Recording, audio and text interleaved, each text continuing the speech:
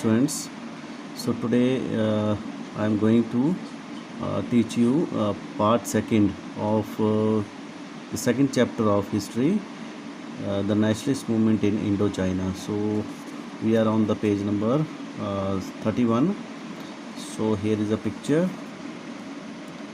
Okay, so I'm going to start.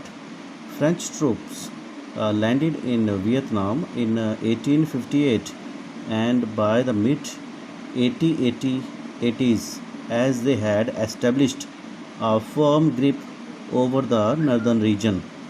After the Franco-Chinese War, the French assumed control of Tonkin and Annan, and in 1887 French Indochina was formed. In the following decades, the French sought to consolidate their position, and people in Vietnam began reflecting on the nature of the loss that Vietnam was suffering. Nationalist resistance developed out of this reflection. So it means जो फ्रांसीसी जो सेनाएं थी, फ्रांसीसी जो army थी, वो 1858 में वियतनाम में as it is written north region में, नर्दर्न रीजन और 1880s में सेंट्रल दैट फ्रैंको चीन मतलब जो फ्रैंको चाइनीज़ जो वॉर हुई थी के बाद जो नर्दर्न जो रीजन थी उसमें उन्होंने अपनी एक फर्म ग्रिप मतलब एक मजबूत पकड़ बना रखी थी. देन फ्रांसीसी जो थे, फ्रांसिस ने टोनकिन और अन्नान का मतलब क्या किया, उन्होंने उसको इंस्पेक्ट किया, उसको कंट्रोल किया, उसका नियंत्रण किया. और 1887 में क्या हुआ, फ्रांसीसी इंडोचाइना वॉज फाउंड. मतलब फ्रांसीसी इंडोचाइना का एक किस्म का गठन हो गया उनका एक. In the following decades mean the period of 10 years. Then बाद के जो दशक जो थे डिकेड्स, तो उसमें क्या हुआ, बाद के जो दशक थे उसमें क्या हुआ, अपनी स्थिति को जो है वो मजबूत बनाने के लिए फ्रांस ने अपनी स्थिति को मजबूत बनाने के लिए करने की मांग की फ्रांस ने.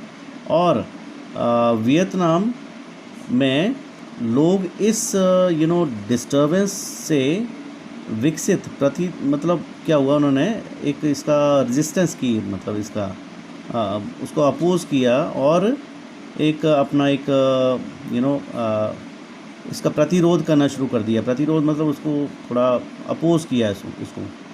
देन इससे वियतनाम को क्या हुआ, नुकसान हुआ. ठीक है, as it is given. Then Francis Garnier, a French officer who led an attack against the ruling Nguyen dynasties, being killed by soldier of this court. मतलब जो पुलिस फ्रांसीसी गार्नियर एक फ्रांसीसी अधिकारी था जिसने अदालत में के सैनिकों द्वारा मारे जा रहे शासक गुयेन राजवंश के खिलाफ एक हमले का एक नियंत्रण किया था. Then Garnier was a part of the French team that explored the Mekong River. In 1873, he was commissioned by the French to try and establish a French colony in Tonkin in the northern. Garnier carried out an attack on Hanoi, the capital of Tonkin, but was killed in the fight.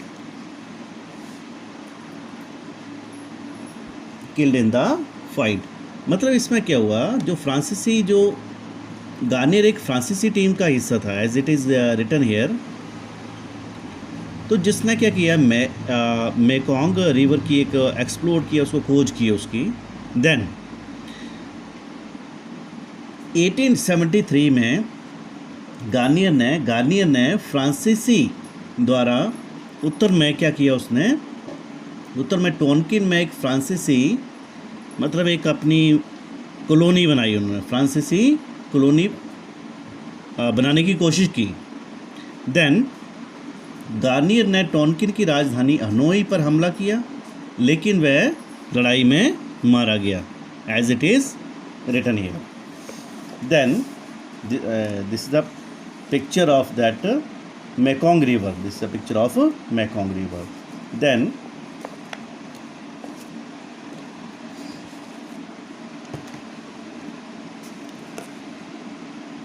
the Mekong river engraved by the French exploratory forces in which Garnier participated. Exploring and mapping river was the part of colonial enterprises. Enterprises होता है बच्चों sale business. Everything in the world, colonizer wanted to know the route of the river, their origin, and the terrain they passed through. The river could then be properly used for the trade and transport. During these explorations, innumerable pictures and maps were produce. इसका मतलब क्या हुआ बच्चों, जैसे Mekong नदी जो थी, मतलब इन्होंने फ्रांसीसी जो लोग थे उन्होंने क्या किया था, इसका खोज की थी, ठीक है. और मेकोंग नदी पर फ्रांसीसी खोज जो थी एक किस्म की क्या थी, मतलब ये जानना चाहते थे कि उसके रूट्स कैसे हैं. तो गार्नियर जो था वो एक फ्रांसीसी एक अधिकारी था, ठीक है. दुनिया में हर जगह नदियों का विकास और मैपिंग जो था वो कॉलोनियलाइजर मतलब फ्रांस का एक बिज़नेस का हिस्सा था. तो जो कॉलोनियल मास्टर जो थे उन्होंने जो रिवर्स थी उनके जो रूट्स थे, ठीक है, उनके थ्रू जो जहाँ पे वो एरियाज़ आते थे, उनके रूट्स के थ्रू जो एरिया आते थे, देन वो जानना चाहते थे कि वो एरियाज़ कहाँ से कहाँ तक ये लिंक है. देन नदियों को तब एक व्यापार के लिए मतलब एक नदियों को at the time river were used only for the trade. मतलब नदियाँ जो थी उसको व्यापार के इस्तेमाल के लिए यूज़ किया जाता था. और इन जो एक्सप्लोरेशन जो थी इसके दौरान बहुत सारी तस्वीरें और नक्शे जो थे, मैप्स जो थे वो तैयार किए गए. इससे क्या हुआ, उन्होंने मतलब एक किस्म का जो फ्रांसीसी जो लोग थे, कॉलोनाइजर थे, उन्होंने पूरा मैपिंग का काम किया ताकि उनको उनके मतलब रूट्स पता चले उनको कि कहाँ से कहाँ पे उन्होंने अपना एक कॉलोनी को सेटअप करना और कैसे अपने ट्रेड को बढ़ाना है, as it is given in this figure 4 of page number 31.